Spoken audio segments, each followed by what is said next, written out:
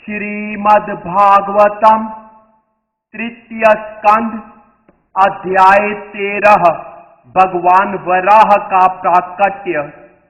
श्री सुखदेव गोस्वामी ने कहा, हे राजन, मैत्रेय मुनि से इन समस्त पुण्यतम कथाओं को सुनने के बाद विदुर ने पूर्ण पुरुषोत्तम भगवान की कथाओं के विषय में और अधिक पूछताछ की, क्योंकि इनका आदर पूर्वक सुनना उन्हें पसंद था। विदुर ने कहा, हे मुनि, ब्रह्मा के प्रिय पुत्र स्वयंभू ने अपनी अतीव प्रिय पत्नी को पाने के बाद क्या किया? हे पुण्यात्मा श्रेष्ठ, राजाओं का आदि राजा मनु भगवान हरि का महान भक्त था। अतएव उसके शुद्ध चरित्र तथा कार्यकलाप सुनने योग्य हैं। कृपया उनका वर्णन करें, मैं सुनने के लिए अतीव उत्सुक हूं। जो लोग अत्यंत श्रम पूर्वक तथा दीर्घ काल तक गुरु से श्रवण करते हैं, उन्हें शुद्ध भक्तों के चरित्र तथा कार्यकलापों के विषय में शुद्ध भक्तों के मुख से ही सुनना चाहिए। शुद्ध भक्त अपने हृदयों के भीतर सदैव उन भगवान के चरण कमलों का चिंतन करते हैं जो अपने भक्तों को मोक्ष प्रदान करने वाले हैं। श्री सुखदेव गोस्वामी ने कहा, भगवान कृष्ण विदुर की गोद में अपना चरण कमल रखकर प्रसन्न थे, क्योंकि विदुर अत्यंत विनीत तथा भद्र थे। मैत्रेय मुनि विदुर के शब्दों से अति प्रसन्न थे और अपनी आत्मा से प्रभावित होकर उन्होंने बोलने का प्रयास किया। मैत्रेय मुनि ने विदुर से कहा, मानव जाति के पिता मनु अपनी पत्नी समेत अपने प्राकट्य के बाद वेद विद्या के आगार ब्रह्मा को नमस्कार करके तथा हाथ जोड़कर इस प्रकार बोले, आप सारे जीवों के पिता तथा उनकी जीविका के स्रोत हैं, क्योंकि वे सभी आपसे उत्पन्न हुए हैं। कृपा करके हमें आदेश दें कि हम आपकी सेवा किस तरह कर सकते हैं। हे आराध्य, आप हमें हमारी कार्य क्षमता के अंतर्गत कार्य करने के लिए अपना आदेश दें, जिससे हम इस जीवन में यश के लिए तथा अगले जीवन में प्रगति के लिए उसका पालन कर सकें।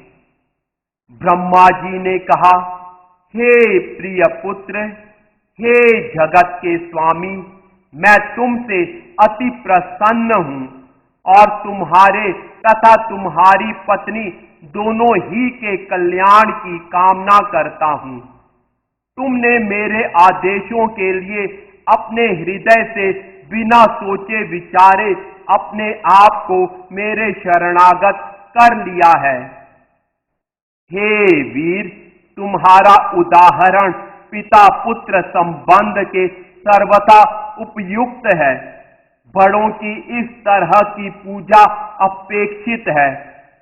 जो ईर्ष्या की सीमा के परे है और विवेकी है, वह अपने पिता के आदेश को प्रसन्नता पूर्वक स्वीकार करता है और अपने पूरे सामर्थ्य से उसे संपन्न करता है।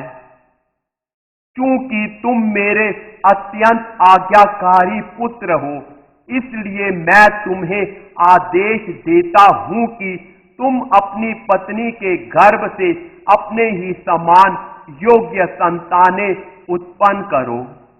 तुम पूर्ण पुरुषोत्तम भगवान की भक्ति के सिद्धांतों का पालन करते हुए सारे जगत पर शासन करो और इस तरह यज्ञ संपन्न करके भगवान की पूजा करो। हे राजन, यदि तुम भौतिक जगत में जीवों को उचित सुरक्षा प्रदान कर सको तो मेरे प्रति वह सर्वोत्तम सेवा होगी।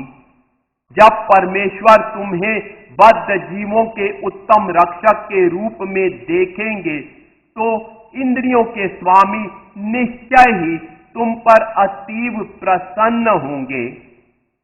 पूर्ण पुरुषोत्तम भगवान जनार्दन कृष्ण ही समस्त यज्ञ फलों को स्वीकार करने वाले हैं।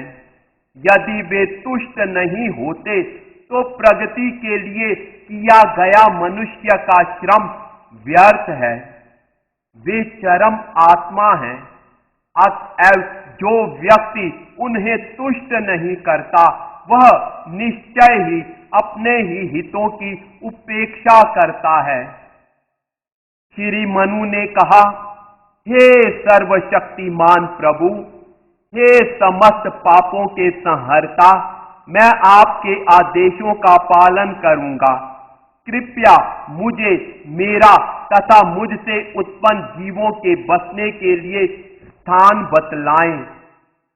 हे देवताओं के स्वामी, विशाल जल में डूबी हुई पृथ्वी को ऊपर उठाने का प्रयास करें, क्योंकि यह सारे जीवों का वास स्थान है। यह आपके प्रयास तथा भगवान की कृपा से ही संभव है। श्री मैत्रेय ने कहा, इस प्रकार पृथ्वी को जल में डूबी हुई देखकर ब्रह्मा दीर्घ काल तक सोचते रहे कि इसे किस प्रकार उठाया जा सकता है। ब्रह्मा ने सोचा, जब मैं सृजन कार्य में लगा हुआ था तो पृथ्वी बाढ़ से आप्लावित हो गई और समुद्र के गर्त में चली गई। हम लोग जो सृजन के इस कार्य में लगे हैं, भला कर ही क्या सकते हैं। सर्वोत्तम यही होगा कि सर्वशक्तिमान हमारा निर्देशन करें। हे निष्पाप विदुर, जब ब्रह्मा जी विचार मग्न थे तो उनके नथुने से सहसा एक सुअर वराह का लघु रूप बाहर निकल आया। इस प्राणी की माप अंगूठे के ऊपरी हिस्से से अधिक नहीं थी। हे भरतवंशी, तब ब्रह्मा के देखते ही देखते वह वराह विशाल काय हाथी जैसा अद्भुत विराट स्वरूप धारण करके आकाश में स्थित हो गया। आकाश में अद्भुत सूकर जैसा रूप देखने से आश्चर्यचकित ब्रह्मा जी मरीचि जैसे महान ब्राह्मणों तथा चारों कुमारों एवं मनु के साथ अनेक प्रकार से तर्क वितर्क करने लगे। क्या सूकर के बहाने से यह कोई असामान्य व्यक्तित्व आया है? यह अति आश्चर्यप्रद है कि वह मेरी नाक से निकला है। प्रारंभ में यह सूकर अंगूठे के सिरे से बड़ा न था, किंतु क्षण भर में वह शिला के समान विशाल बन गया। मेरा मन विक्षुब्ध है। क्या वह पुरुषोत्तम भगवान विष्णु है? जब ब्रह्मा जी अपने पुत्रों के साथ विचार विमर्श कर रहे थे तो पुरुषोत्तम भगवान विष्णु ने विशाल पर्वत के समान गंभीर गर्जना की। सर्वशक्तिमान भगवान ने पुनः असाधारण वाणी से ऐसी गर्जना करके ब्रह्मा तथा अन्य उच्चस्थ ब्राह्मणों को जीवंत कर दिया, जिससे सारी दिशाओं में गूंज उठी। जब जन लोग तपोलोक तथा सत्यलोक के निवासी महर्षियों तथा चिंतकों ने भगवान शूकर की कोलाहल पूर्ण वाणी सुनी, जो सर्व कृपालु भगवान की सर्व कल्याणमय ध्वनि थी, तो उन्होंने तीनों वेदों से शुभ मंत्रों का उच्चारण किया। हाथी के समान क्रीड़ा करते हुए वे महान भक्तों द्वारा की गई वैदिक स्तुतियों के उत्तर में पुनः गर्जना करके जल में घुस गए। भगवान वैदिक स्तुतियों के लक्ष्य हैं, अतएव वे समझ गए कि भक्तों की स्तुतियां उन्हीं के लिए की जा रही हैं। पृथ्वी का उद्धार करने के लिए जल में प्रवेश करने के पूर्व भगवान वराह अपनी पूंछ फटकारते तथा अपने कड़े भालों को हिलाते हुए आकाश में उड़े। उनकी चितवन चमकीली थी और उन्होंने अपने खुरों तथा चमचमाती सफेद दाढ़ों से आकाश में बादलों को बिखरा दिया। वे साक्षात परम प्रभु विष्णु थे, अतएव दिव्य थे। फिर भी शूकर का शरीर होने से उन्होंने पृथ्वी को उसकी गंध से खोज निकाला। उनकी धाड़ें अत्यंत भयावनी थी। उन्होंने स्तुति करने में व्यस्त भक्त ब्राह्मणों पर अपनी दृष्टि दौड़ाई।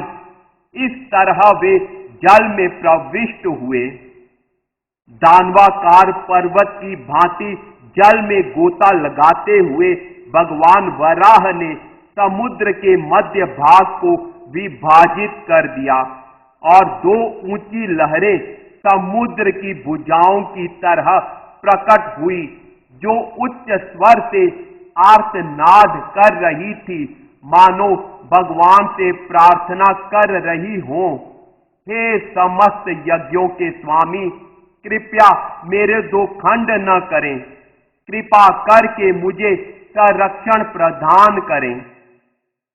भगवान वराह तीरों जैसे नुकीले अपने खुरों से जल में घुस गए और उन्होंने अथाह समुद्र की सीमा पा ली। उन्होंने समस्त जीवों की विश्राम स्थली पृथ्वी को उसी तरह पड़ी देखा जिस तरह वह सृष्टि के प्रारंभ में थी, और उन्होंने उसे स्वयं ऊपर उठा लिया। भगवान वराह ने बड़ी ही आसानी से पृथ्वी को अपनी दाढ़ों में ले लिया और वे उसे जल से बाहर निकाल लाए। इस तरह वे अत्यंत भव्य लग रहे थे। तब उनका क्रोध सुदर्शन चक्र की तरह चमक रहा था और उन्होंने तुरंत उस असुर हिरण्याक्ष को मार डाला। यद्यपि वह भगवान से लड़ने का प्रयास कर रहा था। तत्पश्चात भगवान वराह ने उस असुर को जल के भीतर मार डाला, जिस तरह एक सिंह हाथी को मारता है। भगवान के गाल तथा जीभ उस असुर के रक्त से उसी तरह रंगे गए जिस तरह हाथी नील लोहित पृथ्वी को खोदने से लाल हो जाता है। तब हाथी की तरह क्रीड़ा करते हुए भगवान ने पृथ्वी को अपने सफेद टेढ़े दांतों के किनारे पर अटका लिया। उनके शरीर का वर्ण तमाल वृक्ष जैसा नीलाभ हो गया और तब ब्रह्मा इत्यादि ऋषि उन्हें पूर्ण पुरुषोत्तम भगवान समझ सके और उन्होंने सादर नमस्कार किया। सारे ऋषि अति आदर के साथ बोल पड़े, हे समस्त यज्ञों के अजेय भोक्ता, आपकी जय हो, जय हो। आप साक्षात वेदों के रूप में विचरण कर रहे हैं और आपके शरीर के रोमकूपों में सारे सागर समाये हुए हैं। आपने किन्हीं कारणों से पृथ्वी का उद्धार करने के लिए अब शूकर का रूप धारण किया है। हे प्रभु, आपका स्वरूप यज्ञ संपन्न करके पूजा के योग्य है, किंतु दुष्ट आत्माएं इसे देख पाने में असमर्थ हैं। गायत्री तथा अन्य सारे वैदिक मंत्र आपकी त्वचा के संपर्क में हैं। आपके शरीर के रोम कुश हैं, आपकी आंखें धृत हैं और आपके 4 पांव 4 प्रकार के सकाम कर्म हैं। हे प्रभु, आपकी जीभ यज्ञ का पात्र सत्रक है, आपका नथुना यज्ञ का अन्य पात्र शत्रुवा है, आपके उदर में यज्ञ का भोजन पात्र ईडा है और आपके कानों के छिद्रों में यज्ञ का अन्य पात्र चमस है। आपका मुख ब्रह्मा का यज्ञ पात्र प्राचित्र है, आपका गला यज्ञ पात्र है जिसका नाम सोम पात्र है, तथा आप जो भी चबाते हैं वह अग्निहोत्र कहलाता है। हे प्रभु, इसके साथ ही साथ सभी प्रकार की दीक्षा के लिए आपके बारंबार प्राकट्य की आकांक्षा भी है। आपकी गर्दन तीनों इच्छाओं का स्थान है और आपकी दाढ़ें दीक्षा फल तथा सभी इच्छाओं का अंत है। आपकी जिह्वा दीक्षा के पूर्व कार्य है। आपका सिर यज्ञ रहित अग्नि तथा पूजा की अग्नि है तथा आपकी जीवनी शक्ति समस्त इच्छाओं का समुच्चय है। हे प्रभु, आपका वीर्य सोम नामक यज्ञ है। आपकी वृद्धि प्रातः काल संपन्न किए जाने वाले कर्मकांडीय अनुष्ठान है। आपकी त्वचा तथा स्पर्श अनुभूति अग्निष्टोम यज्ञ के साथ तत्व हैं। आपके शरीर के जोड़ 12 दिनों तक किए जाने वाले विविध यज्ञों के प्रतीक हैं। अतएव आप सोम तथा असोम नामक सभी यज्ञों के लक्ष्य हैं और आप एकमात्र यज्ञों से बंधे हुए हैं। हे प्रभु, आप पूर्ण पुरुषोत्तम भगवान हैं और वैश्विक प्रार्थनाओं, वैदिक मंत्रों तथा यज्ञ की सामग्री द्वारा पूजनीय हैं। हम आपको नमस्कार करते हैं। आप समस्त दृश्य तथा अदृश्य भौतिक कलमश से मुक्त शुद्ध मन द्वारा अनुभव गम्य हैं। हम आपको भक्ति योग के ज्ञान के परम गुरु के रूप में सादर नमस्कार करते हैं। हे पृथ्वी के उठाने वाले, आपने जिस पृथ्वी को पर्वतों समेत उठाया है वह उसी तरह सुंदर लग रही है जिस तरह जल से बाहर आने वाले क्रुद्ध हाथी के द्वारा धारण की गई पत्तियों से युक्त एक कमलिनी। हे प्रभु, जिस तरह बादलों से अलंकृत होने पर विशाल पर्वतों के शिखर सुंदर लगने लगते हैं, उसी तरह आपका दिव्य शरीर सुंदर लग रहा है, क्योंकि आप पृथ्वी को अपनी दाढ़ों के सिरे पर उठाए हुए हैं। हे प्रभु, यह पृथ्वी चर तथा अचर दोनों प्रकार के निवासियों के रहने के लिए आपकी पत्नी है और आप परम पिता हैं। हम उस माता पृथ्वी समेत आपको सादर नमस्कार करते हैं जिसमें आपने अपनी शक्ति स्थापित की है। जिस तरह कोई दक्ष यज्ञ करता अरण्यकाष्ठ में अग्नि स्थापित करता है।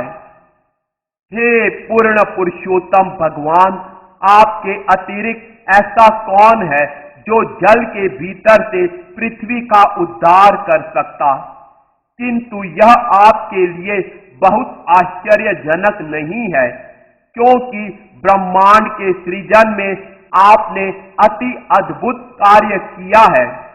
अपनी शक्ति से आपने इस अद्भुत विराट जगत की सृष्टि की है।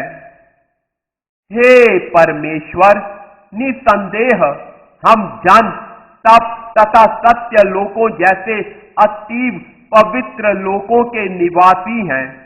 फिर भी हम आपके शरीर के हिलने से आपके कंधों तक लटकते बालों के द्वारा छिड़के गए जल की बूंदों से शुद्ध बन गए हैं। हे प्रभु, आपके अद्भुत कार्यों की कोई सीमा नहीं है। जो भी व्यक्ति आपके कार्यों की सीमा जानना चाहता है, वह निश्चय ही मति भ्रष्ट है। इस जगत में हर व्यक्ति प्रबल योग शक्तियों से बंधा हुआ है। कृपया इन बद्ध जीवों को अपनी अहेतुकी कृपा प्रदान करें।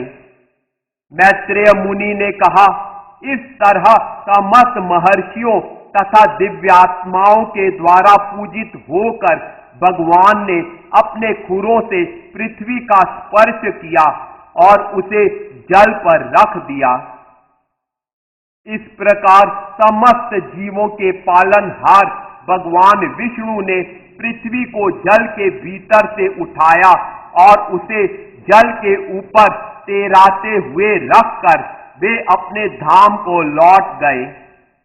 यदि कोई व्यक्ति भगवान वराह की इस शुभ एवं वर्णनीय कथा को भक्ति भाव से सुनता है अथवा सुनाता है, तो हर एक के हृदय के भीतर स्थित भगवान अत्यधिक प्रसन्न होते हैं।